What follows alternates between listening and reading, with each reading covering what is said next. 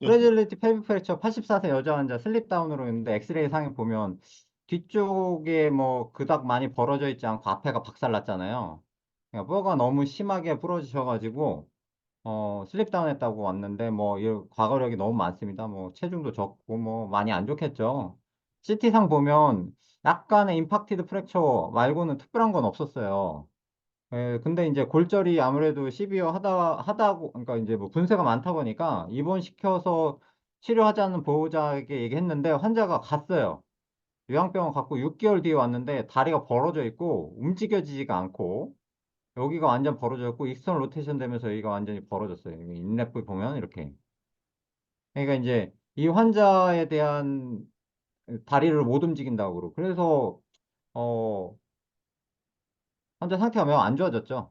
잘못 판단을 했었던 건데, 이제 이 프레질리티 펠빅 프랙처는 하이 에너지 젊은 사람에서 발생하는 거하고 다르게, 로우 에너지 트라우마로 대부분 발생하고, 오스테포로시스가 동반되어 있고, 심지어 트라우마 없이 발생하기도 하고, 세이크럴 프랙처가 대부분 인볼브하는데, 리가먼트 인저리가 거의 없어서, 대부분 SI 조인트를 침범하든 안 하든, 대부분 그대로 있는 경우가 많고, 헤모다이나믹 스테이블한 경우가 대부분이죠. 안티코글런트 사용하지 않는 이상. 그래서 대부분은 그냥 스테이블한 프랙처라는 선입견이 있는 상태였죠. 근데 이제 이 환자 보면 심한 골다공증 과기력 있고 환자 전신 상태가 안 좋으니까 다른 치료에 대한 고려를 저도 처음 엑스레이 보자마자 그냥 베드레스트 픽세이션 안 될 거다는 생각을 하고 후방 손상에 대해서 제대로 평가가 안 됐고 그다음에 스테이블한다는 이제 선입견을 갖고 있었고 보호자 또한 치료 의지가 부족했죠. 나중에 어쨌든 환자 상태가 안 좋았는데 이런 선입견으로 인해서 어쨌든 치료가 잘 안 됐던 것 같아요.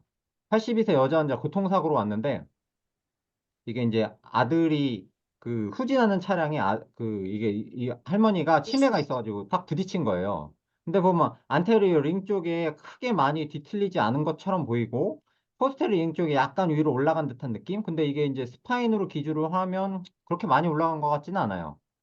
근데 이 환자가 처음에 왔을 때 BP가 조금 낮았었고, 오자마자 선망 증상을 보였는데 병동 올라가서도 막 선망이 심하고 BP 갑자기 떨어지고 하이퍼블레미क 샥으로 익스파이어 바로 했어요. 병동 올라가자마자.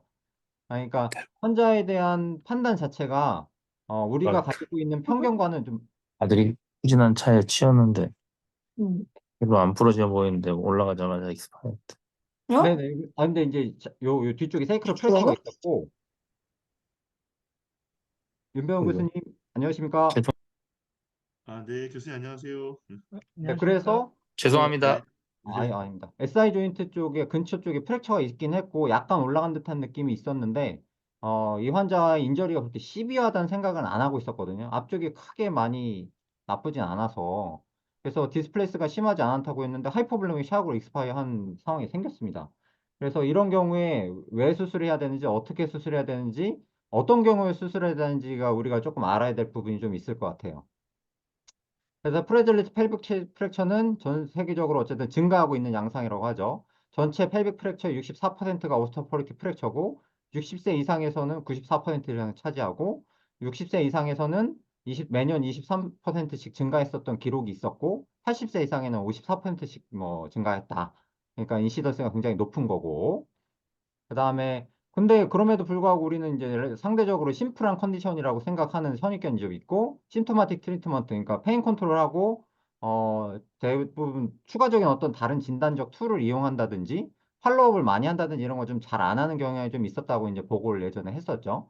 그런데 그럼에도 불구하고 이 환자들은 모탈리티도 높고 돈도 많이 쓰고 입원도 오래 하고 안 좋다는 경과들이 많이 보고되고 있고 심지어는 힙 프랙처 환자들보다도 모탈리티가 더 높다는 보고들이 있습니다. 그 리스크 팩터는 65세 이상, 여자, 뭐 폴다운 인저리, BMD가 낮을수록 그래서 이 환자들의 시비어리티가 저평가되고 있다. 모탈리티는 1년에 12에서 28%까지 보고한다고 합니다.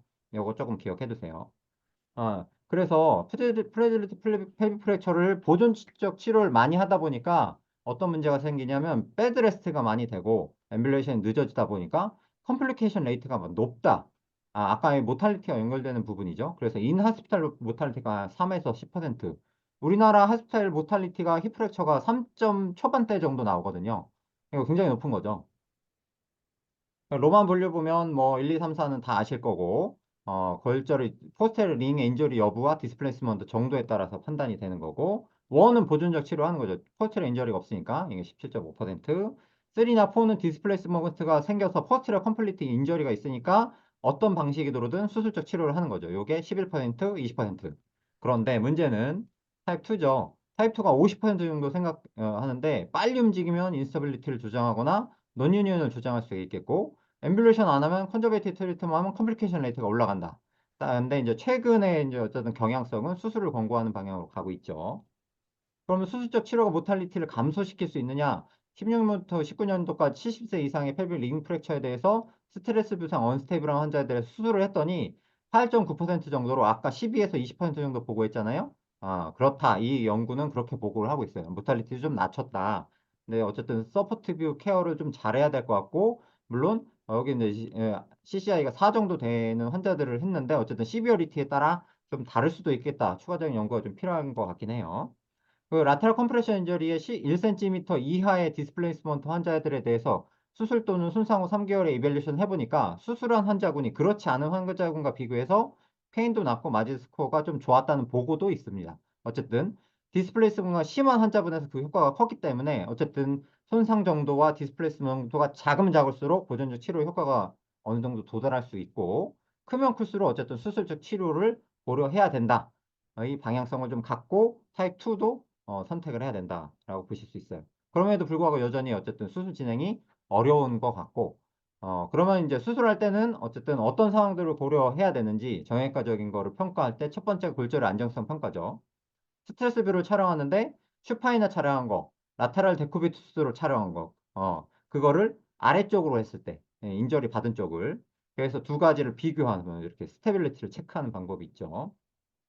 이렇게 체크를 했더니 전문가들 11명의 펠빅 서전들이 AP만 봤을 때는 그 이후에 또 엑스레이로 스트레스 테스트를 하는데 그런 이후에를 했을 때 40%는 서로 동의를 하는데 이후에를 안 했을 땐 하고 나니까 더 많은 동의를 얻는 거죠. 스테빌리티에 대한 평가가. 그러니까 이후에를 하고 스트레스 뷰를 테스트하는 것이 의미가 있는 거고 이런 스트레스 뷰를 테스트를 하는 거의 근거는 이 아나토미컬 스터디에서 보면 프랙처를 만들고 이건 리가먼트 그 팩티니얼 리가먼트까지 일리오 팩티니얼 리가먼트까지 손상 준 거를 테스트를 했어요.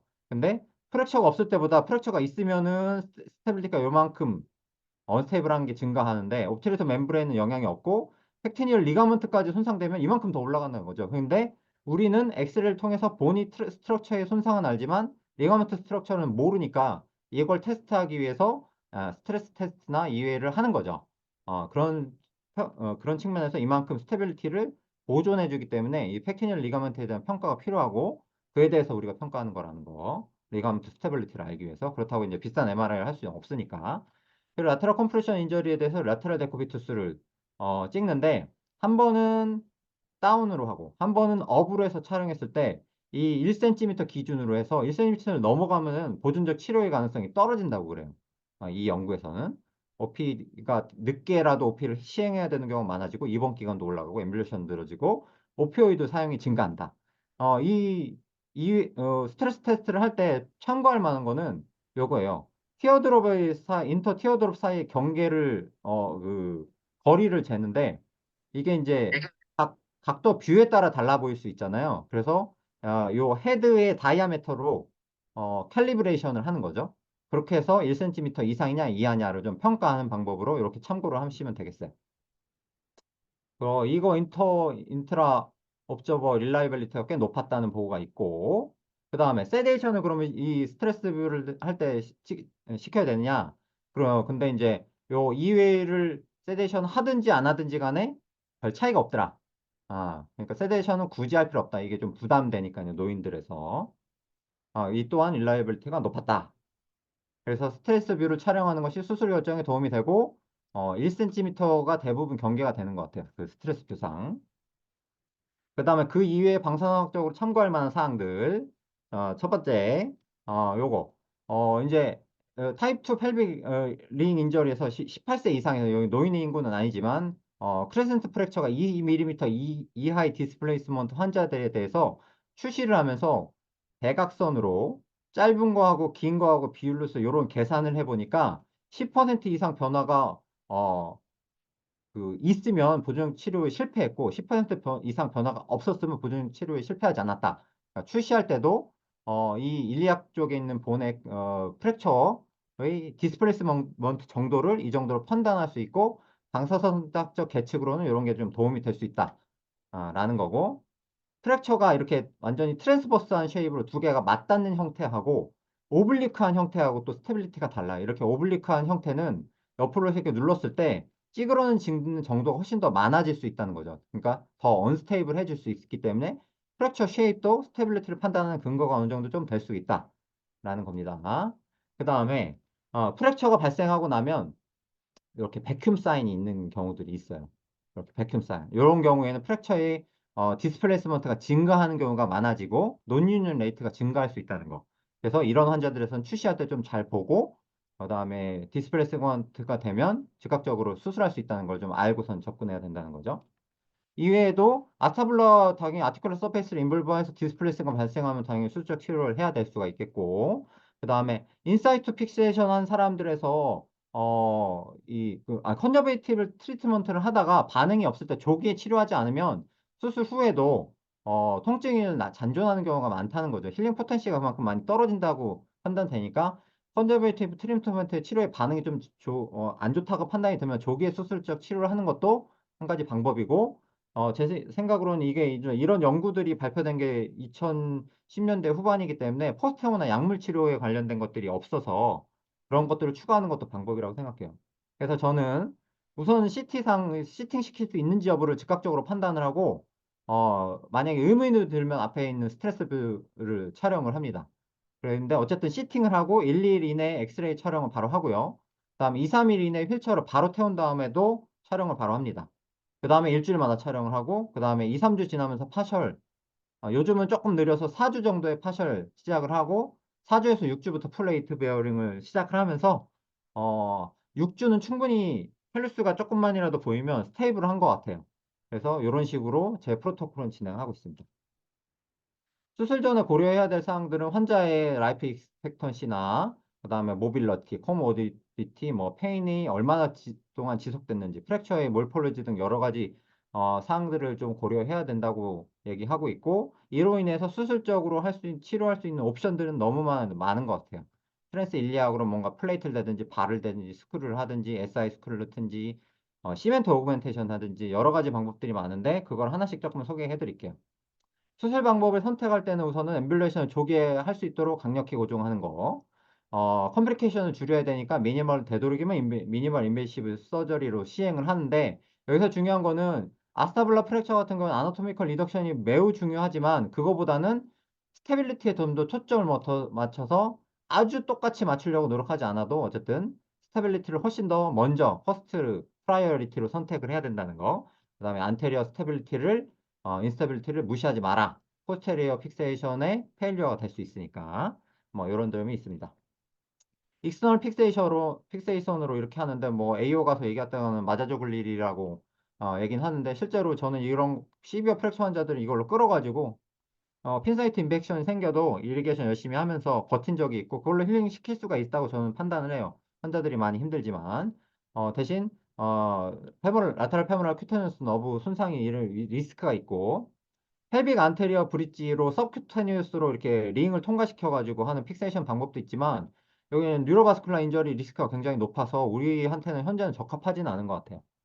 사크로플라스티 같은 경우에는 시멘트를 직접적으로 여기 안에 집어넣는 건데 이게 조금 뭐 이제 버테브로 플라스틱 개념으로 가져와서 수술하는 거긴 하지만 시멘트 리키지가 프랙처 사이트로 발생을 하는 위험 자체가 있고 이것이 뉴럴로지를 직접적으로 일으킬 위험이 좀 더 저쪽 버테브라 프랙처보다는 좀 더 높은 것 같아요.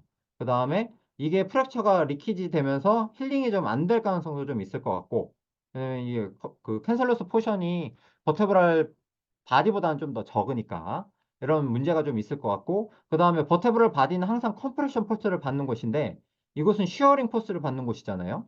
그러니까 메커니즘이 달라서 이것이 여기에 좀 더 안정적인가에 대한 바이오 메카니컬한 의문은 좀 있을 수 있습니다. 어쨌든 프랙션 힐링을 방해할 수 있다는 점은 가정을 하고 접근을 좀 해야 될 것 같고 대신 요거를 할 때 그 다이를 좀 쓰면서 하는 것이 좀 도움이 될 것 같아요.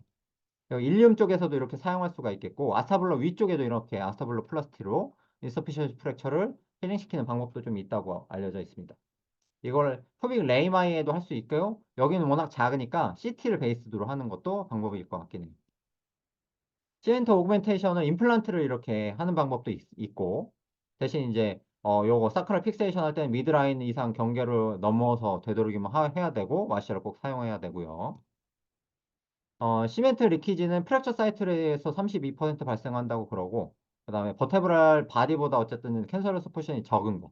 그 다음에 이거를 시암 가이드 안에서 해야 되는데, 이게 플로로스코픽 가이드가 어떤 특정한 뷰로 스탠다다이제이션 되어 있지 않기 때문에 어쨌든 리키지의 리스크가 높다. 다이를 좀 사용하는 것이 좋겠다는 의견이 있고요. 그 다음에 플레이트 픽세이션 할 때는 이렇게 길게 예.